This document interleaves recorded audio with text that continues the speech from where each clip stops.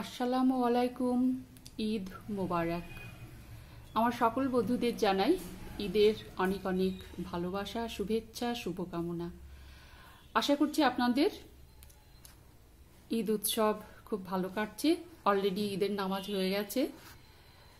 সামান্য কিছু আয়োজন নিজের হাতে করেছি, যেটা সার্ভ করেছি, কিন্তু টেবিলে সমস্ত কিছু সার্ভ করিনি, কারণ সেই সঙ্গে ঈদের আনন্দের সঙ্গে সঙ্গে মন খারাপটাও সাথে সাথে থেকে যায়।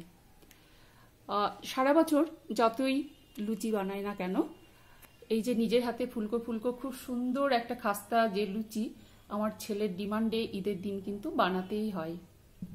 সেই সঙ্গে ভীষণ ভীষণ মন খারাপ এই কারণেই, যেহেতু আমার মেয়ে একজন ডক্টর এবং সে বাইরে থাকে। সে ন্যাচারালি কিন্তু একজন মেডিকেল অফিসার হিসেবে তার একটা দায়িত্ব আছে, সে কিন্তু আসতে পারেনি। তো খারাপ লাগাটা ভীষণ ভীষণ আছে। সব কিছু মানে খুব বেশি আয়োজন করতে ইচ্ছেও করছে না, কারণ মনটা যেহেতু খারাপ। তাছাড়া কিছুক্ষণ পরেই আম্মা খাবার দাবার সমস্ত কিছু পাঠিয়ে দেবে ড্রাইভারকে দিয়ে, কিছুক্ষণের মধ্যে সেটা এসে যাবে।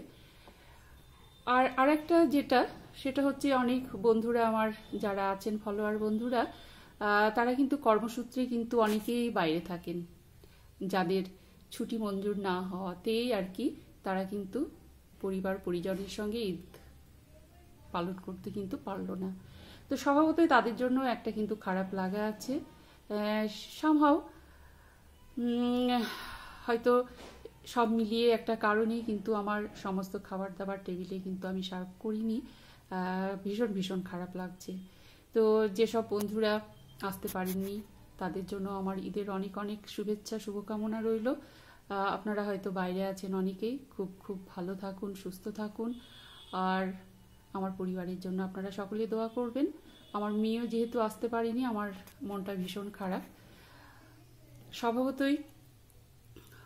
তারপরে এই যে ঈদ উৎসব, সবসময় যে ঈদ উৎসবের আনন্দের সাথে সাথে কিন্তু একটা দুঃখ থেকে যায়। যারা হয়তো নিজের লোকজন যারা আমাদের ছেড়ে চলে গেছে, তাদের কথা ভেবেও কিন্তু ভীষণ ভীষণ কষ্ট হয়, কষ্ট পাই। ঈদের আনন্দের সঙ্গে সঙ্গেও কিন্তু চোখ দিয়ে কিন্তু জল গড়িয়ে পড়ে। তো যাই হোক, আনন্দের মাঝে আপনাদেরকে আর দুঃখের কথা শোনাবো না। আপনারা সকলেই খুব খুব ভালো থাকুন। অনেক অনেক ভালোবাসা, দোয়া রইল আপনাদের জন্য।